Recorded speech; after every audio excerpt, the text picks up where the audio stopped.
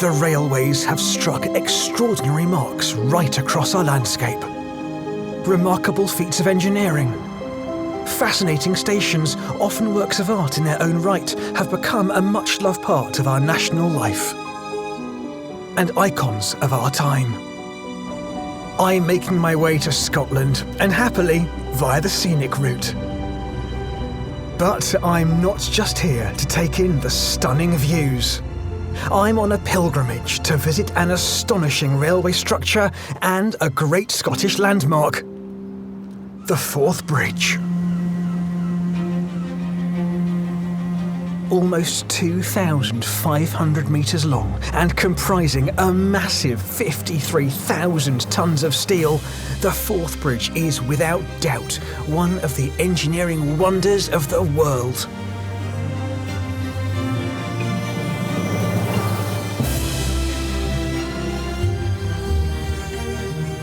Granted privileged access to this steel giant from top to bottom, my journey will take me from learning about its foundations deep under the Firth of Forth to exploring its summit 110 metres above the water.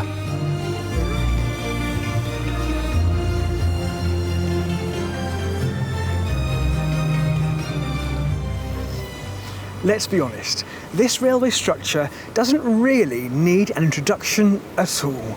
The Forth Bridge is truly iconic. It is one of the most magnificent pieces of engineering anywhere in the British Isles. But what you might not realise is that it isn't the only thing the railways built around here.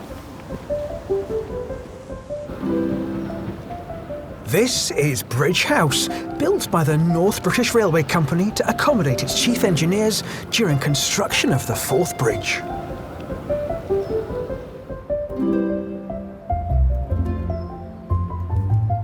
The very English, mock Tudor frontage of the house is completely out of keeping with the area. But this design does point to the fact that the Forth Bridge would establish a new connection between English and Scottish railways. I'm told the views from the flats the house contains today are spectacular. Owner Barry Wright is showing me around. Yeah, come on in. This is our... Come and see the house.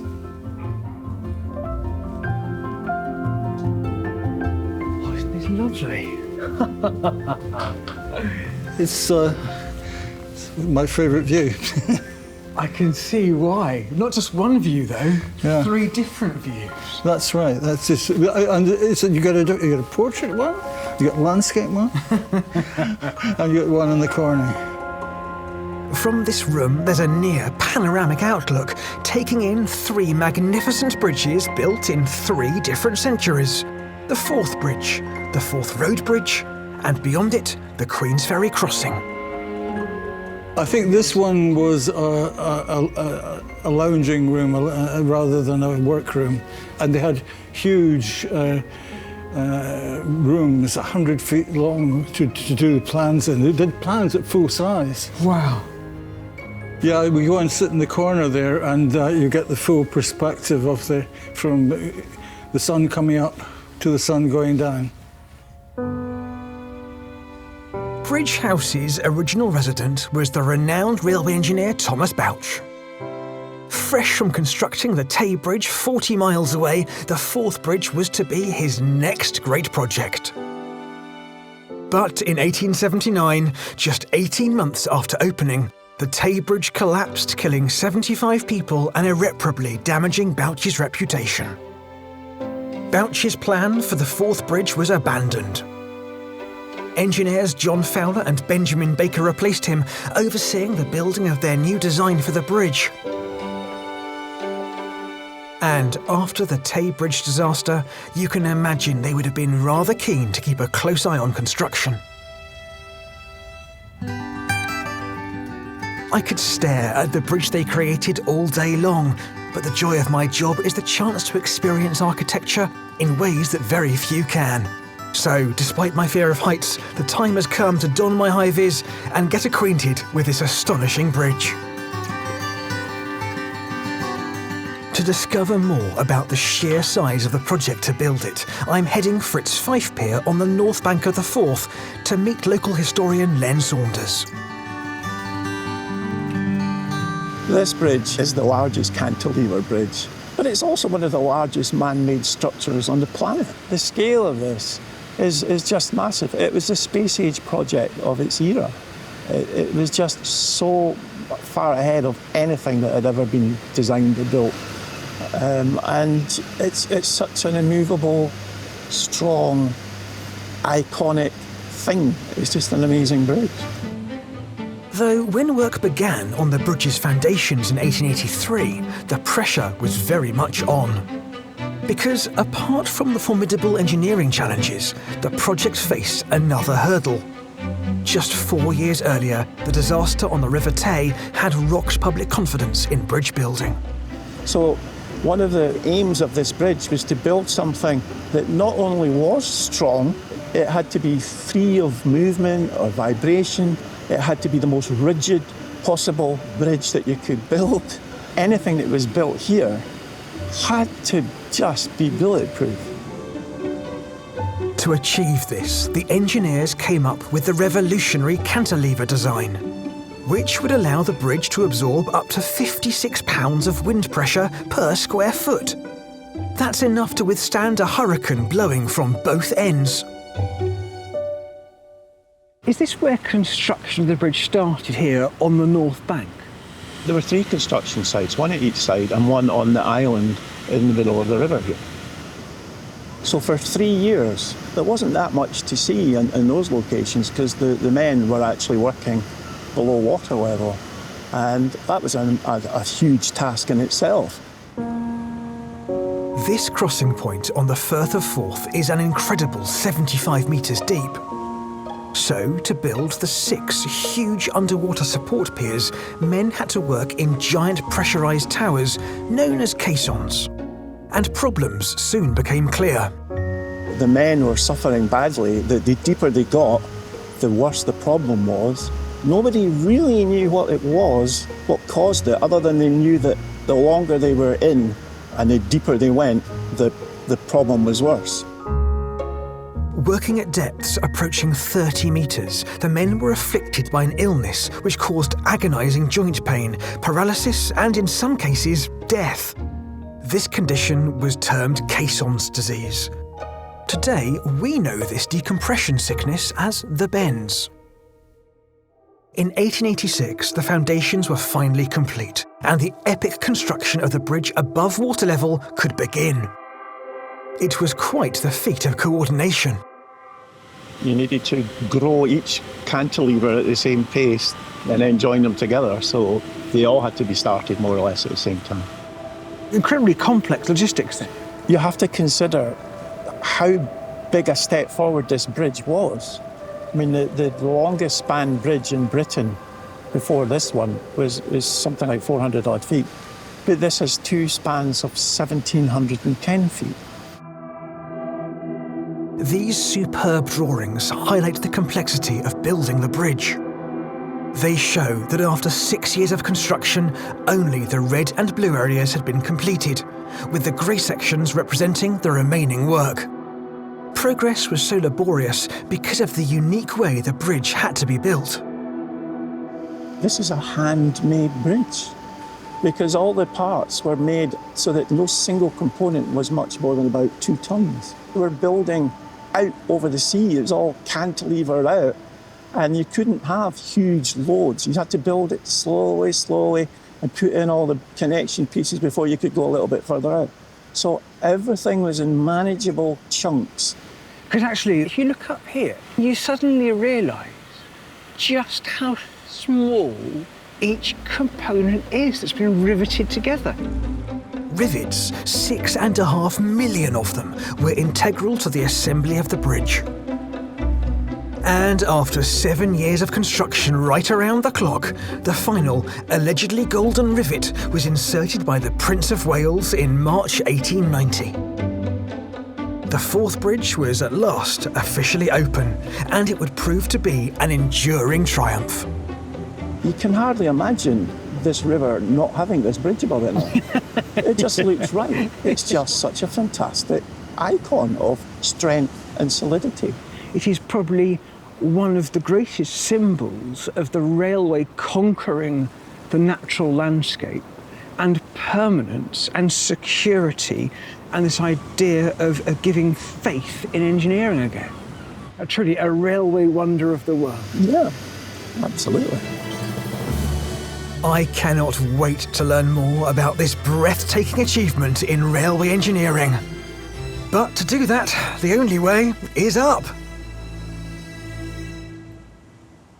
Now, thanks to hoist operator Michael Berry, I'm about to get a special view of the bridge from up on high, and I'm hoping local historian Len Saunders will help me keep my fear of heights in check. You have to feel safe. You're going up the strongest bridge in the world.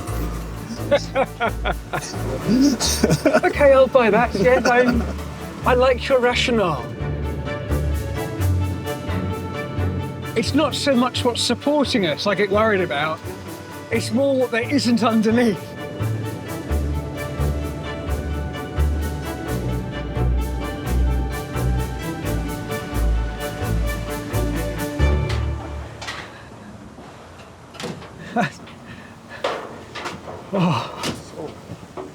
Here we go.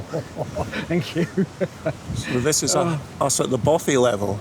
Wow. Look at this. Oh, I'm hanging on. Look at this. It's a little house. Yeah. I don't like that bit at all. You can see straight down. Yeah. That's fun. Oh, look, there's a kettle. Yeah, put the kettle on. Time for a cup of tea, Len. Sounds like a good idea. We've come to a bothy, a shelter on the bridge where workers could eat, rest, or just seek refuge from the weather. The original bothies, I believe, would have been wood. And over the years, they would have been upgraded and altered. So this would not be exactly as per the original bothies, but guys would be using it for exactly the same reasons. Absolutely, because the outside of it is like a patchwork of slightly rusty steel, isn't it? It's sort of been patched up. I would say it's got character.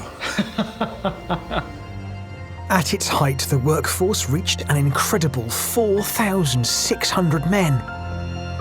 Known as Briggers, it's through their fortitude and bravery we're able to enjoy the bridge today. Who were the men building this bridge? Were they like the navvies who came across from Ireland? Well, many of them come from the shipyards because the bridge is riveted and that's how ships were built. So they had the experience of rivets. And then, of course, you had joiners and painters, and they were about a third Scottish, third English, and about a third Irish. And many of them are just travelling from job to job. Looking now at the complexity and sheer height of this structure, it's not difficult to imagine that the working lives of the Briggers would have been incredibly hazardous. How dangerous was it trying to build the bridge? We have the death certificates for 73 people that died building this bridge. 38 of them fell. Others were crushed. Others were struck from above, objects falling from above. They used to think, many of the men used to think it was safer to work at the top. Although they were high up, they couldn't be struck by something falling on them. No hard hats in those days. Some of the people that died were little more than children. Nobody thought anything of 13 or 14-year-olds climbing about the bridge, putting in rivets and heating rivets. But there was always the hazards. There were so many hazards and so many men working for 7 years that it was almost inevitable. As part of a group of dedicated local historians and genealogists, in the late 1990s, Len set out to identify the names of every man and boy who had died during construction. Why was it important to you to find out about these men and what happened to them? Well, the object at the beginning was to build a memorial, and that was why we were asked, can you find out who they were? So whatever the memorial was, we would be able to put their names on it. It was a challenge. It became a labour of love. In 2012, twin memorials were unveiled, one at each end of the bridge.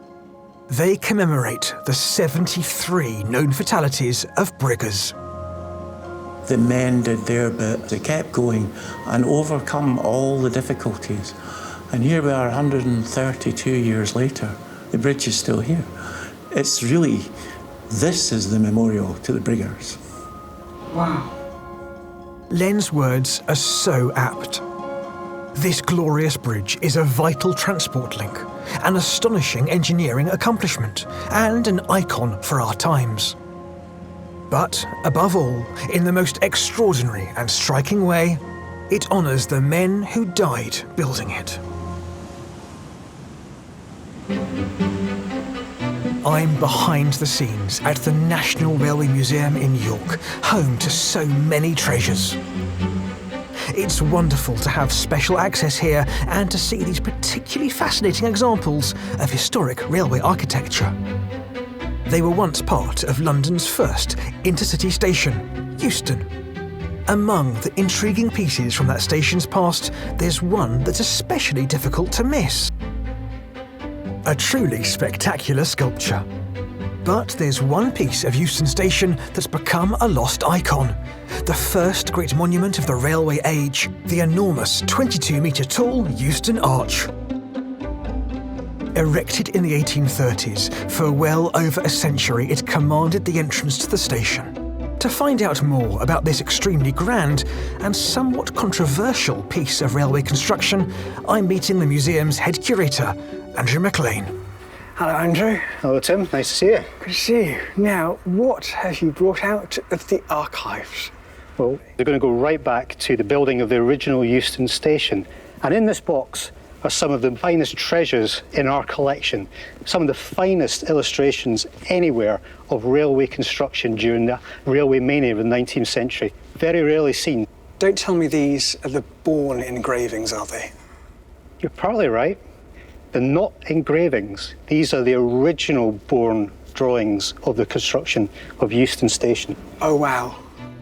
John Cook Bourne was the Victorian artist who captured the building of the London and Birmingham Railway, which opened in 1838. This is very special, Andrew.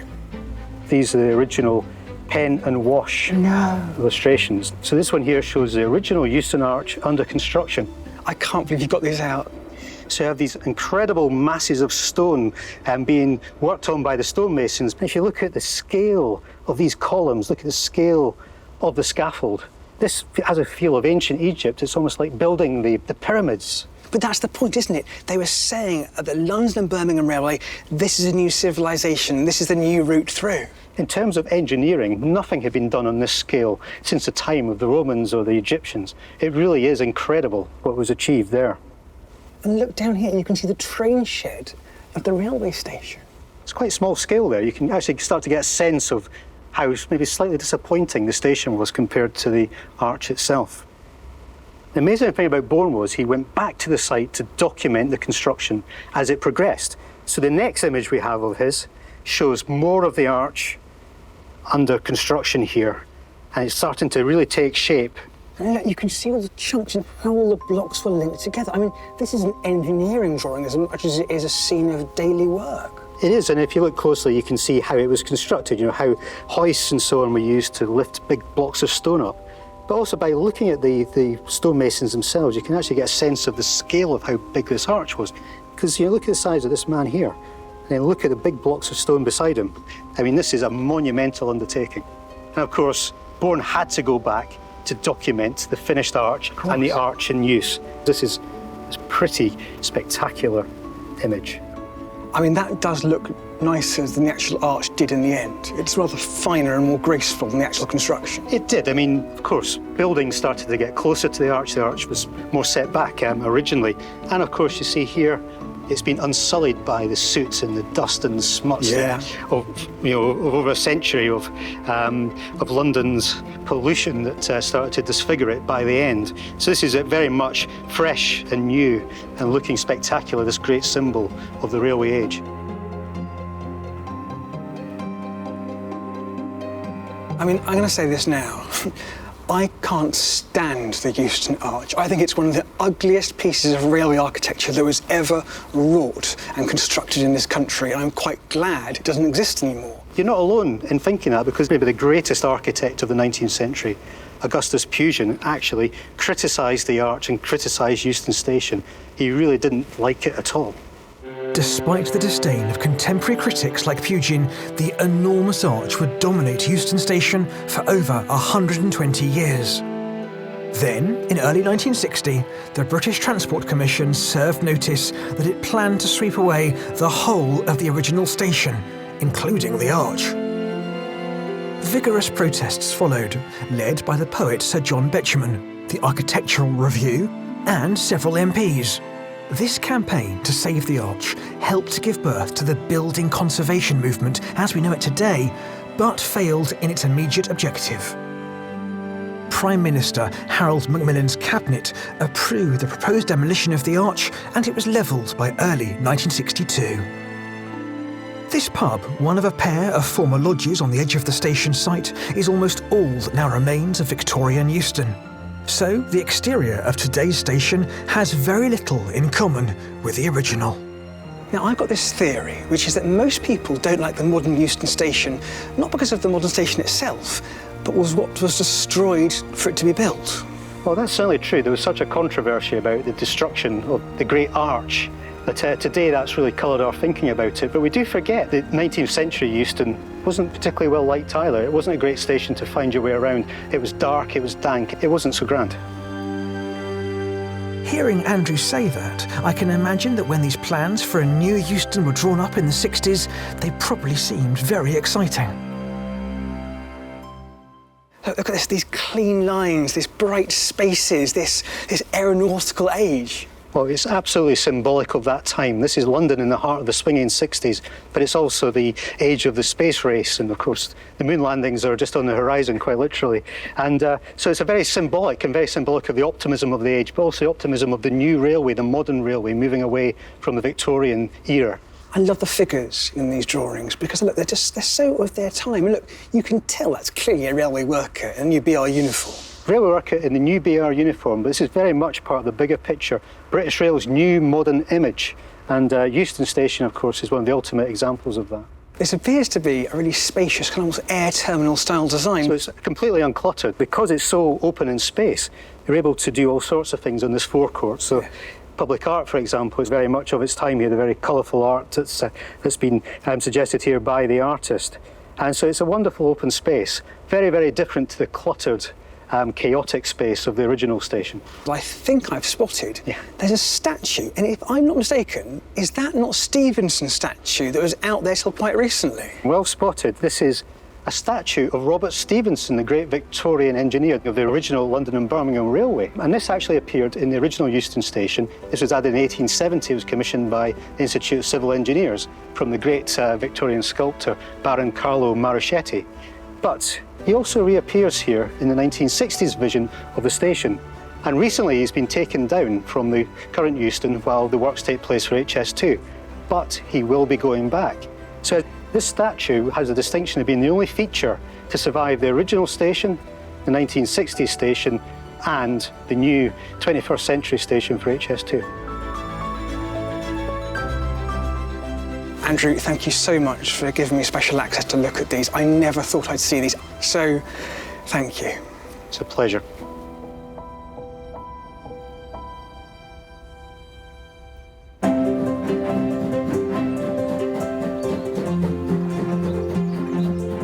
Nestled within the North Yorkshire National Park is a station with a long history that's become a modern icon. Look familiar, perhaps? Well, that's because it's in the Harry Potter films. Under the guise of Hogsmeade Station. Now, fans come to this heritage line in droves to visit this location for the Wizard's big screen adventures.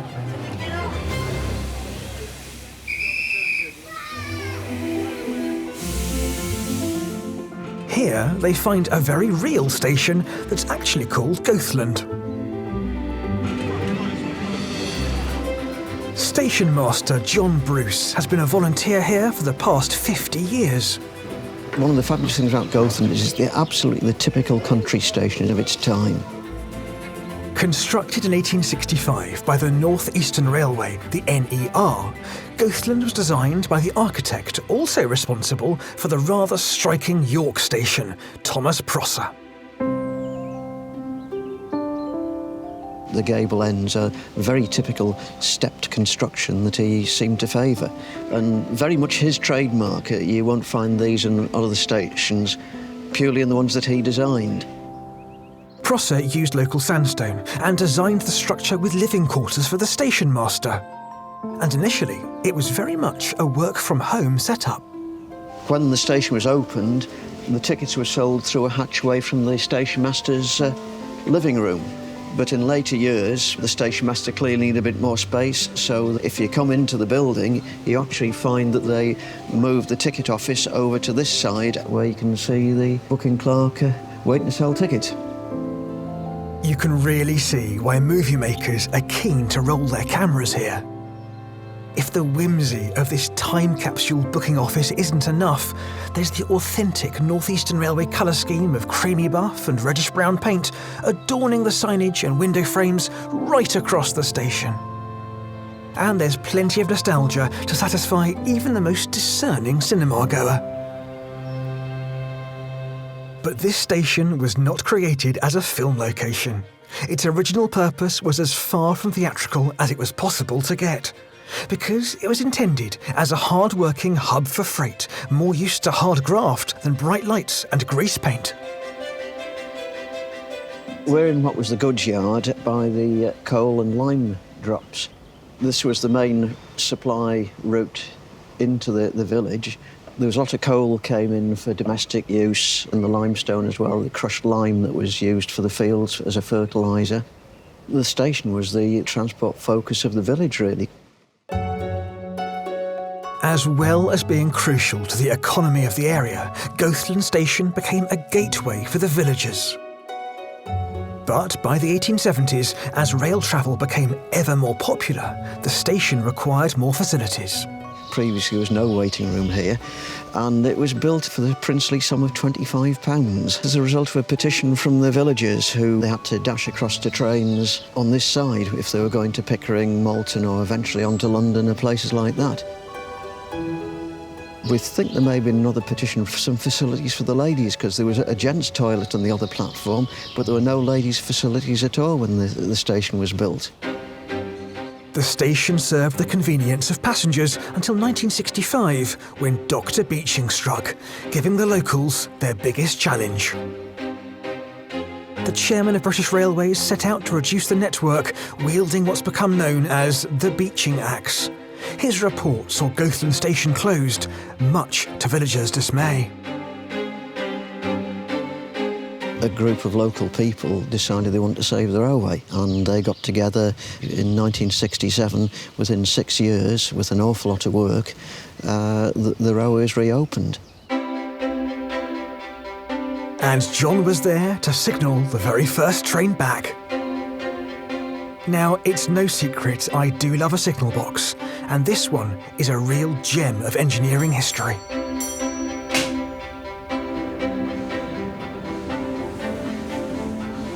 It's quite fascinating to think that you're doing a job that somebody was doing in 1866. The man doing my dream job today is Michael Entwistle. Each lever does a different job.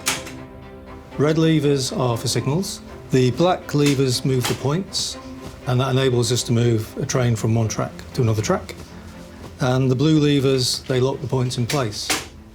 Some levers are easier to pull than others. Some signals which are way off in a distance, where the wire's a very long wire, because that's what you're doing, you're pulling the wire half a mile away. That's quite a hard pull. The railway here is single track, which means that two trains mustn't travel in opposite directions at the same time, or they'd crash. To ensure this doesn't happen, volunteers use a vintage technique with a bit of help from modern tech. We are working a signalling system with Victorian token machines which control a single line, but they're linked by 21st century broadband. At either end of each station on the line, there are identical token dispensing machines. Electronically connected to each other. As soon as a token is taken out of one machine, none of the others can produce another token. So at any one time, between 2 signal boxes. Only one token is available and out at a time, and the driver must have that before he goes onto the single line. Once the train driver has cleared the single line section, he hands over the token to be inserted into the machine, thus unlocking the line again. This clever mix of the old and new is right up my street. It's a fabulous bit of Victorian engineering that ensures trains run safely, and it's great to still have it working. I love how the commitment of the volunteers has paid off here, bringing tourists and film crews alike to experience Goathland Station. I've seen it grow from virtually nothing, been involved from very early days of the railway, and enjoyed seeing it develop to what it is today, with a railway that carries almost 300,000 passengers a year, which is tremendous. From industrial transport hub to picturesque movie set, Goathland has played each role to perfection. And long may it continue, because if we've learned anything from our railway heritage, it's that the show must go on.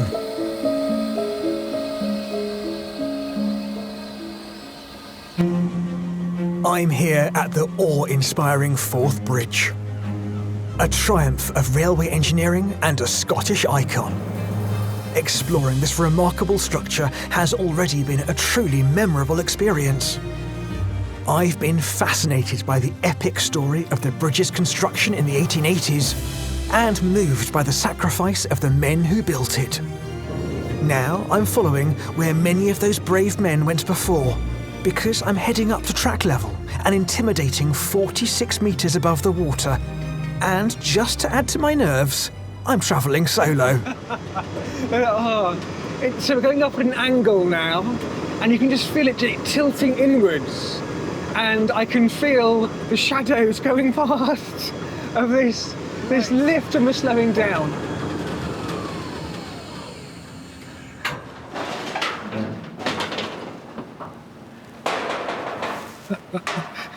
Thank you very much. Well, we're about halfway up. This is track level. I can see it from over there, just above the bothes, and the wind is really blowing. We're only halfway up. Sometimes in life we have to suffer a little for our passions. Oh, Lord. But braving my fears couldn't be more worth it.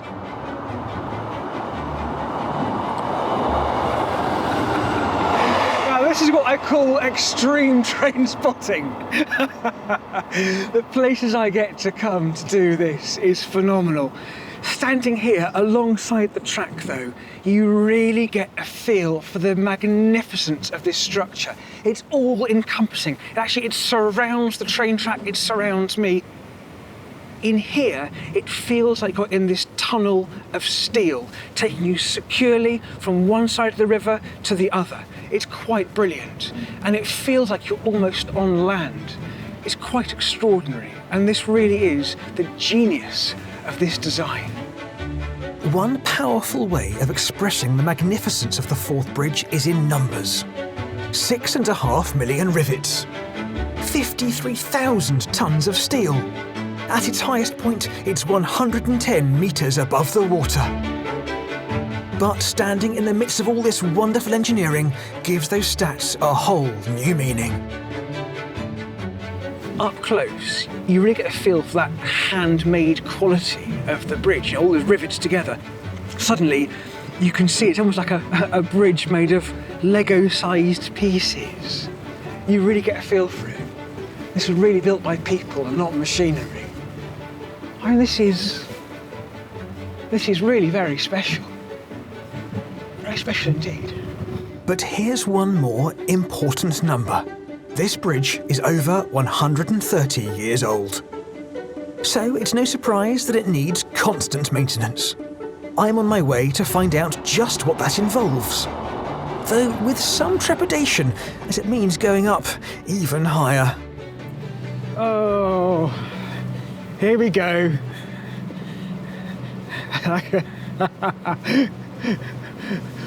Once more onto the breach.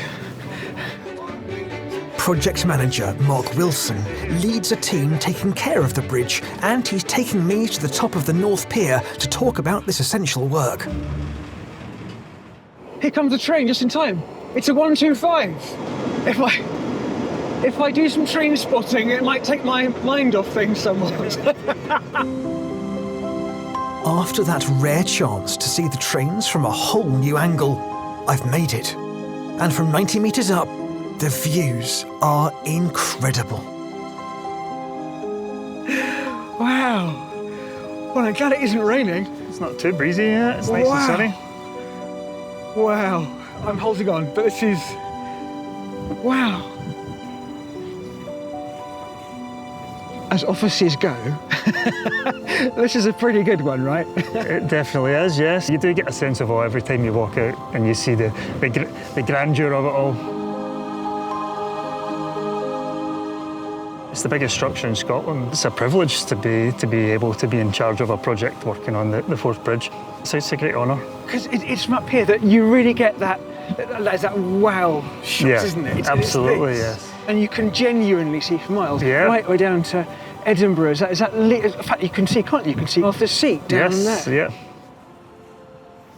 So whilst people come past here on the train and sort of, sit there reading their papers or looking at their phones, oblivious to what's going around them, there are always staff here on the bridge examining and checking it and testing it. Absolutely, yes. Yep. There's always examinations happening. So yeah, there is always someone around. That's fascinating. So this bridge always has guardians on it the whole time? Yes, there is, yeah. Custodians of the structure itself, yeah. Did you get a sense of the past when you're working on this bridge and those who've gone before you? Oh yeah, absolutely. I mean, it's a Victorian era construction, so it's been around for a long time, and it's seen a lot of people working on it. So it's you want to carry on in that vein and do it justice. Now, in the past, teams working here might have been engaged in a very particular task. One that became a byword for a job that never ends. But these days, that old adage has been shattered. Because there was always that phrase, it's like painting the Forth Bridge. Once you start one end, you finish the other, you start all over again. That's no longer the case, is it? No, it's not necessarily true, no. It's so the paint systems that we put on nowadays, they have a 25-year design life. So it'll be 25 years before you need to come back and paint. But it does take a few years to paint it in the first case. Rather them than me. This incredible structure has a painted area of 230,000 square metres, requiring 240,000 litres of paint. It's another startling fact about this astonishing bridge, which I'm so fortunate to see from this vantage point. This is a very privileged position for me to be standing in, because not many folk get to come up here, do they? No, they don't. That is part of Network Rail's plan to make it more accessible to everyone. There is a visitor centre which has planning permission in place just now. But yeah, the plan would be in the future to open this area up to allow everybody to come and visit it. What's coming next for the bridge?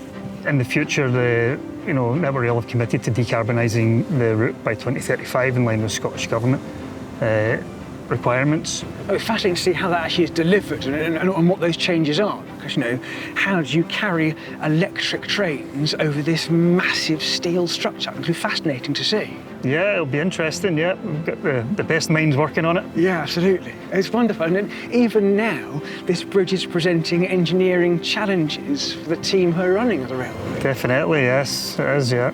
Here comes another train.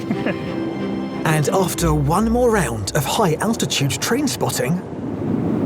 You see, I looked down. I did look down. Look.